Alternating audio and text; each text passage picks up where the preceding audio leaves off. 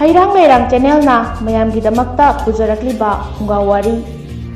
khulakpagi machanupi mamangaigi matamda masak mataw yamna ningthijabi hundungkhulgi khulakpagi naitong pokchabi machanupi ama leirami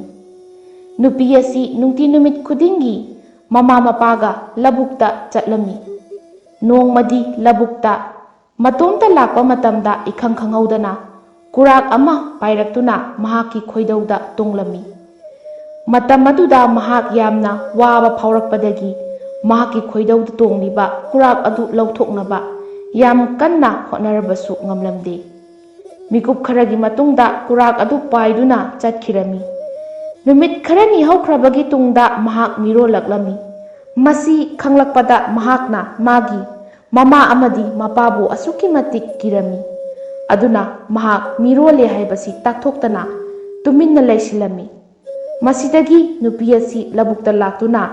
khoiru phi ama laimaida tharami wari asigi marakthakna mayamda game sanana paisa tanba yaba app amatang haijaramge adomna game 100 sanabada app 100 download tawbagi darkar oidri winjo hairiba app asina adongi apama loina phangalagani winjo hairiba app asita game 100 hena yawi haibadi knife up ship battle cricket asina chingbani skill manaba singna game sanaraga cash reward kaya ama phangbayai reward sing adu paytm upi or bank ta line withdraw tawbasu yai winjo wall war atopa mioi singa complete tawbiu adongi team semaga sanabiu porabasu ikainingai oide maramdi apobagisu cash reward kaya ama leiri game sanabada natana shopping tawbasu yai asphalt minecraft currencies ahoma mamalda window store dagi phangdigani asida natana big brand haibadi big bazaar mintra hotstar na chingba discount coupon mayam amasu phangbigani window bo hojimak download tabiu description da link hapcharamgi amadi rupees 50 gi bonus case free da phangbiu aduga mahak makhol thokna kaplaga asumna hairami karamba thawai panba miyoibano natraga fattaba laira afaba isora natraga taibang mira aibu asumna angakpa mawongda ohalibase amuktang dilakpiduna aina thariba phi asigi mathakta phambiyu ai nangbu uba pami nupi asi khonjel taduna isordu achaubalin amagi saklonda lauduna khoiru phi mathak aduda phamlami nupi adu masi ubada kiraduna maning handuna chatlami matam sida achaubalin aduna hairaklami aibu giganu lao nahaksu aduga ai naksida phamlu lao wahai si tarubadagi nupi asi amukka hena kikre masidagi achauba lin adugi mahutta masak matau changkhonba ningthijaba nupa amagi saklonda onthoraklami nupa adu ubadagi nupi adugi akiba punnamak mangkhiduna nupa adugi manakta changsinduna yamna nakna phamlami nupi adudi mahaki mama mapabu kibana isorna onba nupa aduga lona numit khudingi unarami matam kaya hokre aronba asi nupi asina kuina losinduna thamba yaraktrabanina mamada asengba achumba pumba tamlami adubu mapa khulakpadi khanghalamde maramdi mama machana mapabu asuki matik kijarami machanupi asi mirole haibasi khulakpana khangkhirami nongmadi matamsida khulakpana sauna angang mapadu kanano haiduna hanglaklami machanupina khumi ipa khulakpa mahakti miyoiba nate isoni khulakpaduna isoduga unage hairakpada makhoi punna labukta laklami aduga machanupina khoirupi adu laimaida tharaga isora dubu lakpinaba khurumjarami adubu kanasu laktri masidagi khulakpana sauna lawraklami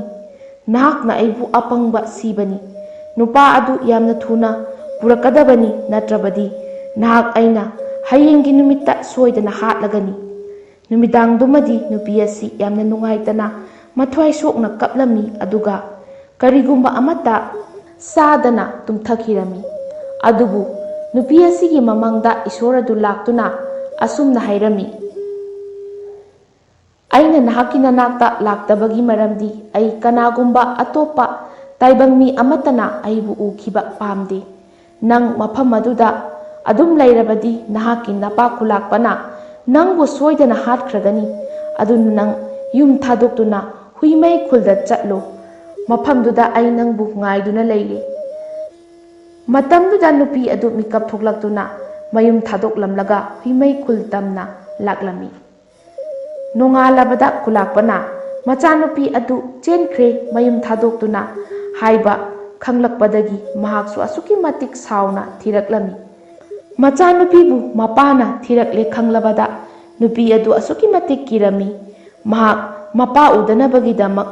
nongmangkha pambi amagi marumda lotuna leirami lo khuge tawba matamda nongmangkha nam adu chingsinduna phahalami asumna nupi adu huimai khul yauraktuna nupa aduga unarami masidagi makhoi ani harau tayamna leiminarabagi tungda nupi asi macha nupa ani poklabagi tungda isora du chatkibadagi amuk hanna mayumda halaklamde nupi asina macha ani dubu chaunaba yokjarami nongmadi macha nupa atombana mamada hairaklami ima ai tampakta chatpa pami tampakpu yengningi mamana khumlai nahakti angang oiri nasasu soli aduna matau karamna tampakta naitum tana chatkani machanupa adu chatkanu haibada yadrabada kaina thangda mamana machanupada okpi ama yaingang manau khara amadi phau khara pirami machanupa atomba adu mamana pirakliba potlamsing adu puduna tampaki dama khongsalak-lami numidang yoraklabada mahakna khudong chagadaba mafam ama yenglaga potharami mafam sida okpi aduga oklaba amaga thengnarami okpi amana oklaba thengnakiba mafam asi ukrul kaurami nongalabada makhatana amuk khongsalak-lami matam khara asum chatlabagi tungda okpi adu ok macha poklami ok macha pokhiba mafam asibuna okpokpi kaurami mafam kharadana yengang manau khara thaduna ningthin haurami mafam sibuna yengang pokpi kaurami masigi matungda tampak lamdam yaraktuna mayum ama saraga matomda leirami nongmagi numit amada nong yam kanna churami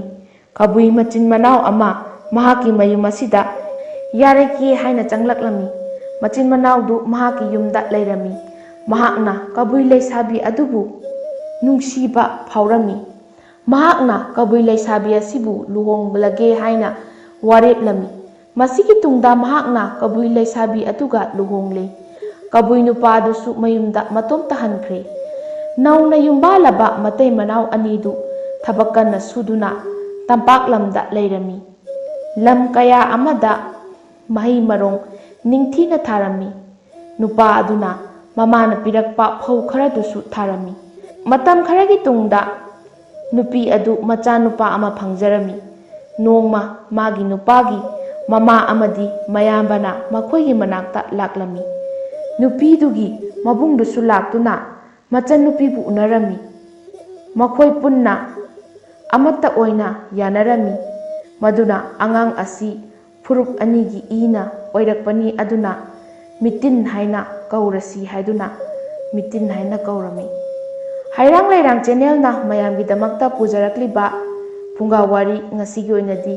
matang swaida loisinjari hayeng nungai raba punga wari singaloinana